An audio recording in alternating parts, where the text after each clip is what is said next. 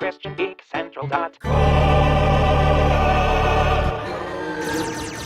right, well, I'm sitting here talking to Mike Perna of Innroadsministries.com. Mike, welcome. Thanks for carving out time for this.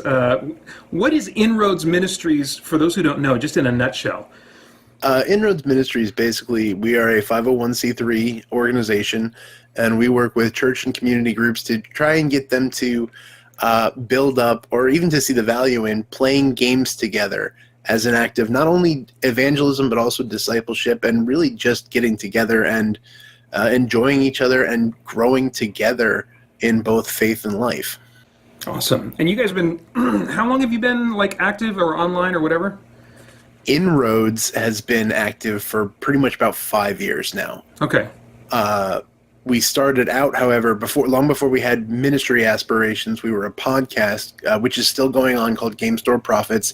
And in July, that podcast will be 8 years old. Sweet. Oh, very cool. Very cool. Yeah, we just recently, literally just recently, as we're recording, released episode 200. So sweet. Oh, that's cool. That's cool. Kind of milestone to celebrate.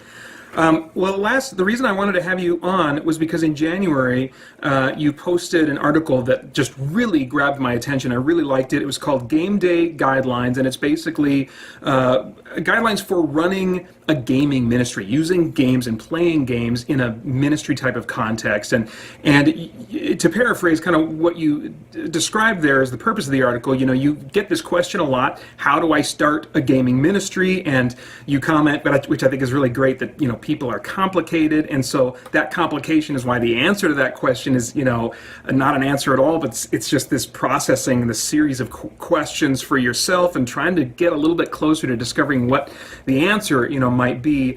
And so these 10 guidelines are based on the what you describe as the essential elements that you build your events around, namely being open to all who want to play, forming and building on relationships that go well beyond the table, and placing a strong emphasis on the fun of those attending the event over those that are running it, which I think that's awesome foundational stuff. I used to run a tabletop gaming ministry in a couple different capacities at our church for a few years, and just found this list when I got to it, even though I'm not doing that kind of ministry at our church anymore, just so obviously informed by experience, this list. And so I can personally vouch for just the importance of these guidelines, and I love the way that you've worded them too.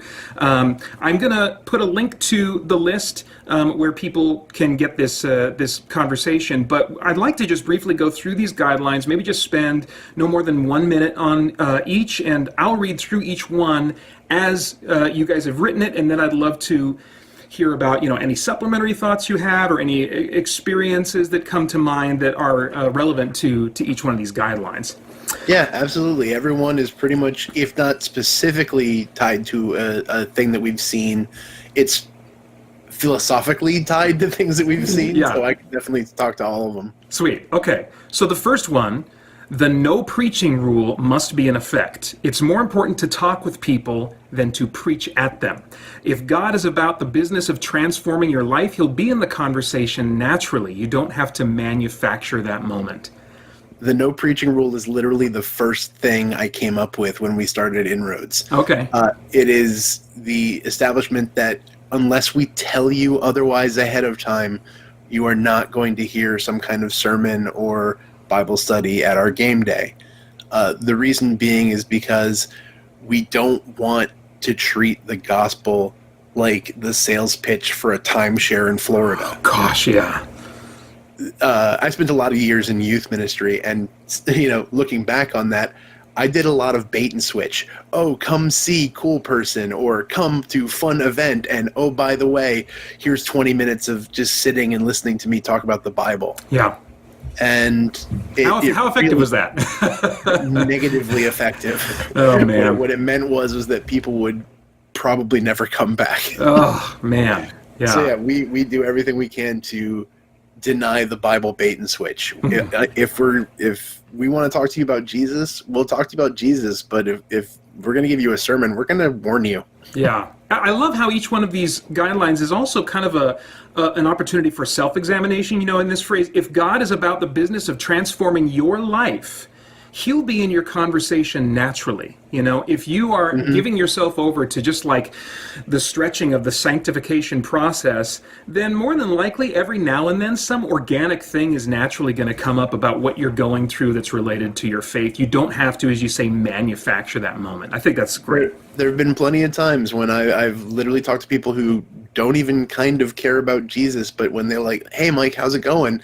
I'm like, "Well, God's really doing some stuff with me and my family right now," or something along those lines. Like, I don't have to put him there. It's just there. Yep. All right, number 2, all of your tables/games must be truly open. As long as everyone has come to play the game and conducts themselves in a manner that respects all those there with them, they will all have a place at the table, and you will welcome them to it. Yeah, that's just I don't know how to explain this one because it just seems to me that it's obvious, but a lot of times people are like, what happens if there are people who are like doing unruly things? I'm like, unless they're like actively going at you, like if they're like knocking stuff off tables, or if they're like cussing in front of kids or something like that, unless they're really, really breaking some kind of guideline, this is who you're talking to. Yeah. You need to just be cool with them and just say, "Please, how about you want to come sit and play a game with us?" Yeah. Like, it's fun because we love sharing the gospel. As long as the people we're sharing the gospel with act like us already, then we love sharing the gospel. But when they aren't, a lot of times we don't want to deal with them. And this rule is basically saying, no, seriously, if they want to play, if you're doing this as a ministry and not just getting your buddies together, as long as they're not being disruptive or disrespectful, they got a place at the table. Yep. Similarly themed, number 3, gatekeeping will not be tolerated. No one is better than anyone else for knowing certain strategies or enjoying certain games, nor is anyone lesser for not being deeply involved in the hobby or enjoying other types of games. Yeah, this one is pretty much... People love their games. They love their favorite type of game, and a lot of hardcore gamers who've been in this for a while, people who would call themselves hobby gamers, have games that they don't really look at as quote-unquote real games. And a lot of times, I talk to people all the time that say, like, I love like 2 to 4 hour sits. I love a game that I sit down and I can watch something grow and develop, and I can watch my army expand. Do you want to know what I play more often than not? Code Names. Yeah, that makes sense. Which is a party game. Yeah. Games that I'm looking for when I'm buying for the ministry are things like Happy Salmon, where you're acting like an idiot around, standing in a circle, flapping your hand like a fish. That's the kind of stuff. Because that's the people I'm reaching. Are there times that I get my big games out? Absolutely. Because that's the person I'm reaching. Yeah. Yep. So you can't look at this as, oh, if you're really into games, then this is the game you want. Yeah. Likewise, if somebody doesn't know all of the terminology or anything like that, don't make fun of them or laugh at them or think that they're not really a gamer because they don't know all of that stuff yet. Again, if they want to come, they need to be there, and it's great. Even if they don't know, you can teach them that stuff. Yeah, that's an opportunity, not something to keep them out from. Absolutely. Number 4, and so a lot of these are just kind of like social graces type things, which us as geeks can sometimes not be as as skilled as we could be in. Well, yeah, like you said, depending on what type of group you want, I wanted to try and do something universal because people want their lists, and so that's why a lot of it is just personal interaction, because that's something that is universal regardless of what you're game day to accomplish. Yes. Yep. So number 4, your player's backstory is a gift. Everyone's story is worth the telling. No matter what you think of the content, find value in their willingness to share it with you. It may be hard for them to share. Treat it as the gift it is. Wow. I'm a real big fan of story. Even the way we do stuff at conventions, like this past PAX Unplugged, I walked around as a dwarf bard hearing people's stories. Oh, wow, nice. And that was the ministry of that day. And it was really amazing to see the looks on people's faces when you're like, I want to hear your story. And they're like, well, I don't really have one. I said, no, you do. I'm here to hear it. Whatever you want to tell me, I want to hear it. Wow. And just that simple interaction was so powerful to people. Because there are, especially those of us who do consider ourselves geeks and nerds and stuff like that, even as geek culture has been on the rise with all the Marvel movies and all that stuff, even that, geeks still feel geeky and don't always feel like the widely accepted people. Yeah. So the idea that somebody wants to honestly hear about who they are and what they care about, that's a beautiful thing. And it's important to that's a part of what you're doing. Yeah, I'm of the mind that, like, even though things which were once categorized as geeky are becoming more popular, being a geek, if you look at the etymology of the word, still is something that is not mainstream. So maybe it's the degree to which you enjoy these certain things that makes you a geek. But there's something, as geeks, almost by definition, we feel and are a bit outside of the mainstream, and that can make it difficult to want to share. And so having an inviting person like that who's willing to listen is awesome. And you make this great point, no matter what you think of the content. Years ago I started and now it's a little bit more of a natural part of my just conversation style, but I started incorporating the non-committal when you're listening to somebody, Yep. And I've probably used it already a little bit in this interview. It's not saying I like what I'm hearing. It's not saying I don't like what I'm hearing. It's not judging. It's not saying I support or I acknowledge reject, that I have heard this but thing. Yes, I've heard this thing, and you can communicate through an that, like, you care about this person, and you care about, even if they've gotten themselves in a mess of a situation, and you're thinking to yourself, man, if they would have been wise, they could have blah blah blah, or whatever the case is. That I think is a lot of times the best thing that you can do in that moment, so they feel loved and listened to. Let's see here. Number 5, know and value your players. It's important to be listening to your players, giving them your full attention whenever possible. Engage them, ask questions, and learn who they are as individuals. This is basically the short, summarization of the active listening. The idea that when a person is talking to you, you if you can, like, especially if you're running an event, stuff's happening, you can't always give everybody 100% attention. Yeah. But whenever possible, that you stop, that you look at them, that you ask the questions, that you repeat what they're saying so that they know that you heard them, like that sort of thing. It kind of feeds off of some of the previous stuff that was on the list, but it's just the idea that the fact that you're having a conversation with them as you're already in another game over here, or you're dealing with the food situation or whatever. It's the idea that when a person really wants to be talking to you, they deserve your attention. Yep. Because it's about providing that moment where it's like no, seriously, I care about what you're saying. Yeah. Yeah. And communicating that to them. Yeah.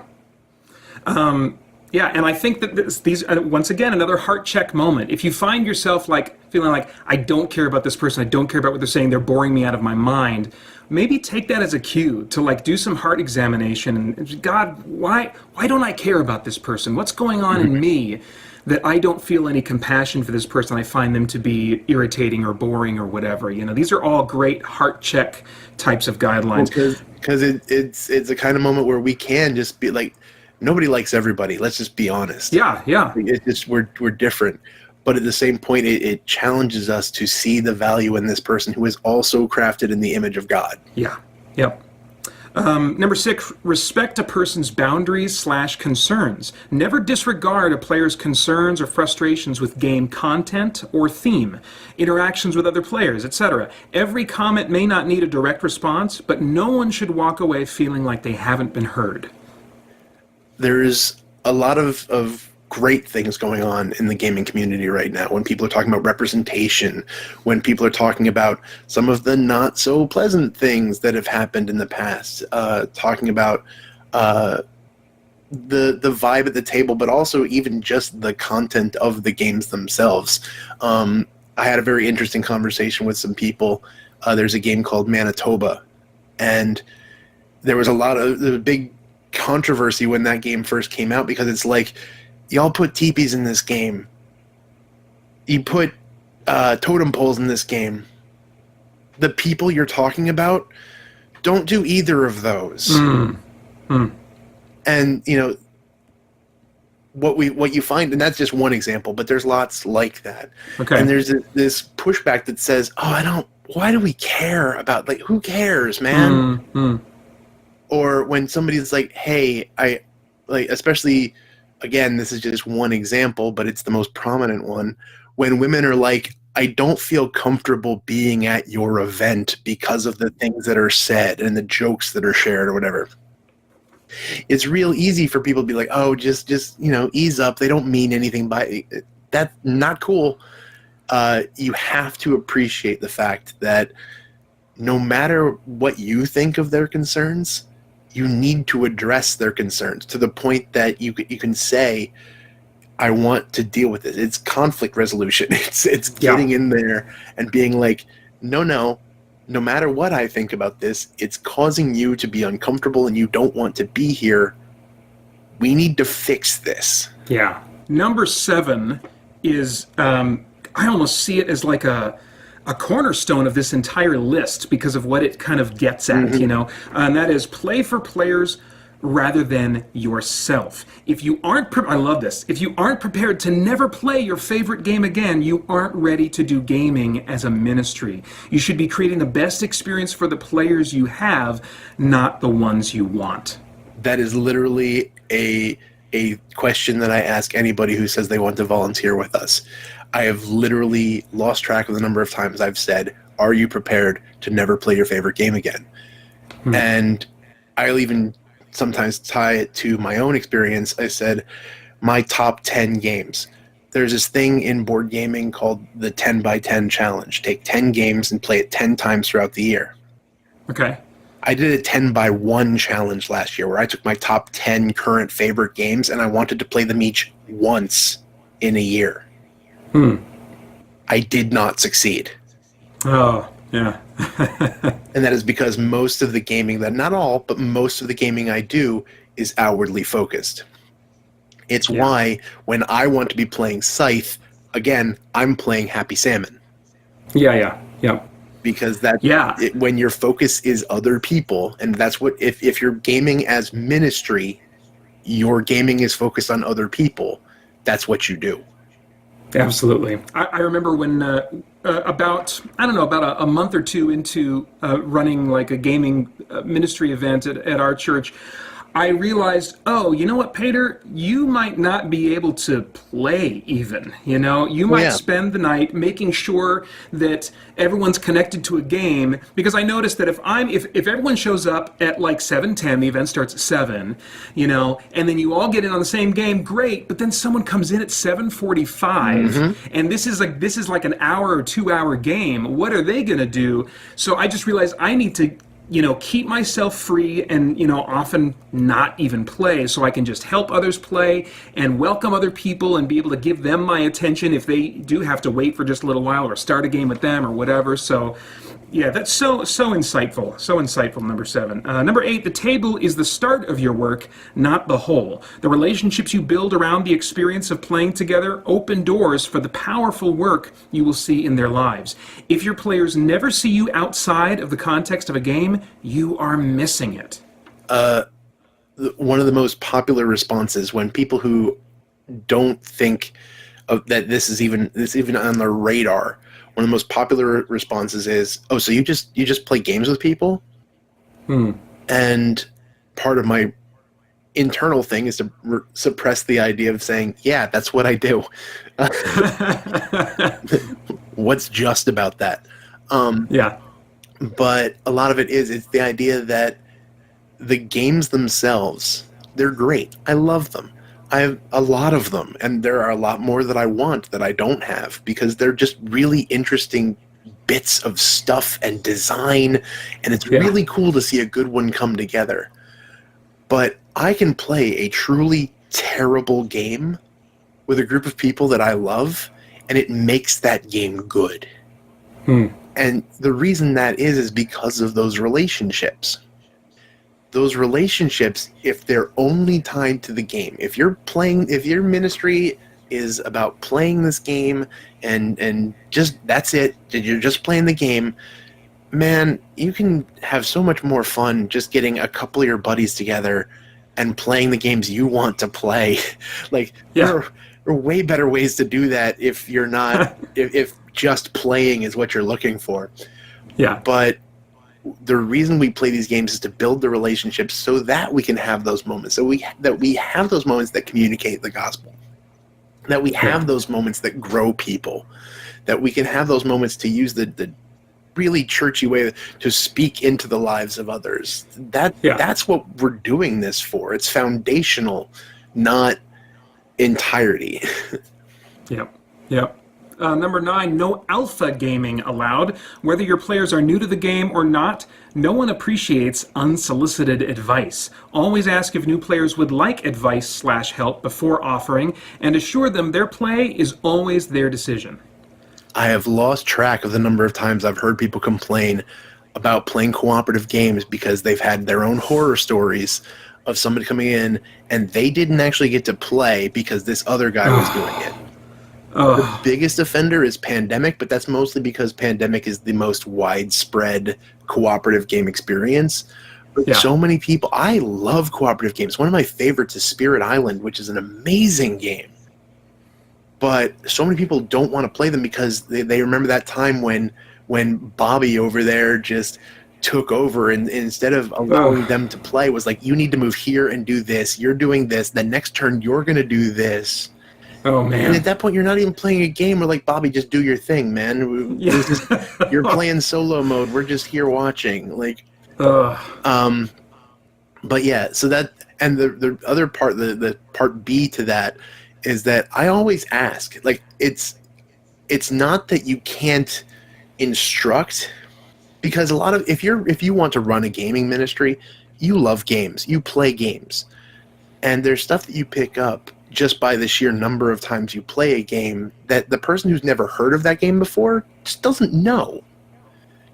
But that's why I always say, you can ask, you can say, hey, I see a really good move for you right now because I know how to play this game really well. Do you want me to give you that? Yeah. Because some people, if they're new to gaming at all and don't know how to think strategically, yes, please, show me that. I have no idea what I'm doing. Please show me. But somebody who's been around games themselves but just don't know that one. Yeah. Like, no, dude, I'm figuring it out. I'm all right. And number 10, teach players how to beat you. If presented with an opportunity to teach new players how to beat you, be ready to do so should the player want you to. This encourages strategic play and lets them know the experience of playing is more important to you than beating them. There is an app that as soon as it became available was really popular called Board Game Stats. One of the few paid apps I have on my phone. And part of the reason that I did is because I love numbers and it's fun to be like, I played X number of games, I won this many times, I lost this many times, I played most games with 4 people, whatever. I love that stuff. But part of the reason I got it was to prove to people that I hardly ever win. Because people just have this assumption, you run these things, you must win all the time. And I'm like, no. And part of it is because people gang up on me because they think I'm good. But the other part is that I want people to get good at the game so that they enjoy themselves. I want them to learn the kind of things that I've learned playing this game. And a lot of that means if I want them to be good at the game, I'm going to need to teach them the right move. Whether or not that right move hurts me. And you talked about in a lot of these how a lot of them are based on just introspection and figuring out your own stuff. This is my humility check. If you have to win to feel you had a good experience, do not do this. Yeah. Do not do this. You can play games all you want, but do not do it as ministry, because eventually no one's going to want to play with you. Yeah. And this is just the idea that you are bringing them along. A good teacher wants the person they're teaching to be better than them. I want you to go past where I've gone. Yeah. And so, yeah, that means looking at them going, oh, I don't want to tell you what I'm going to tell you because it's going to ruin everything in my life, but you're going to want to move here. Yeah. That's awesome. This whole list is great, and I think that these are such a great starting point. I mean, they're both practical for ministry, and honestly, I think that they're a good test of our own hearts and are valuable things to be thinking about, even when you're just playing, with your normal gaming group. To at least. I did have a couple people who, after I posted it and after it got shared around quite a bit, a handful of people were like, seriously, even if you're not talking about ministry, even if you're not talking about faith, like I had a couple people who aren't even Christians be like, no, seriously, man, there's some good stuff in here. Yeah. So thanks for putting that list together. Thanks for coming here and talking with me about it and unpacking things a little bit. Is there a way that people can follow you online, or is there anything you want to plug? There is plenty of ways to find us online. Most of it is just looking up Innroads, INN Roads Ministries. Pretty much on Twitter, I'm Innroads. Instagram, Innroads. As far as anything that I can plug, we have a couple different podcasts, Game Store Profits. I also do, it's been on a bit of a hiatus because of scheduling and family relations, because I have a 1-year-old now. But hopefully, my goal, I have some things outlined. Hopefully it's coming back in the very near future. I have a devotional podcast called The Barden Bible, which is a story-based devotional where I don't really preach or teach. It's really just, we're going to talk about some stories and how that works. Cool. We recently just wrapped up a actual play, a Dungeons and Dragons actual play podcast with the folks from another podcast that we love called the Min-Max podcast. Okay, nice. We just finished that up. It's called The Glass Dagger, and we're using that to unveil a new channel, which probably won't be consistent content just because it's only going to be stuff that is like this, but we're doing an actual play podcast called the Inroads Plays Podcast. So anytime we do stuff like that with the folks at Min-Max, anytime we run any kind of gaming stuff like that, we're going to put it on there, and we're literally just unveiling that now. Won't be consistent content, but man, when the content does show up there, it's going to be great, so you might want to put that on your podcatcher of choice. Nice. Cool. Well, thank you again, and to anybody that's interested in tabletop gaming, be sure to check out inroadsministries.com. Thank you for having me. All right. Yeah, my pleasure. Hey guys, thanks for tuning in. We've got a ton going on here at Spirit Blade Productions and Christian Geek Central, including our in-depth Bible study for geeks, movie, game, and other entertainment reviews or commentary, live streams, Christian geek news, original audio dramas, and tons more. And on top of all that, you can become a Spirit Blade insider with an influential voice and get access to exclusive content and rewards. It's your involvement as a patron that will keep all of this going and growing, so I want to thank you for your consideration in that. For more information, please check out our Patreon page through the link below at patreon.com/spiritbladeproductions. Thanks for listening.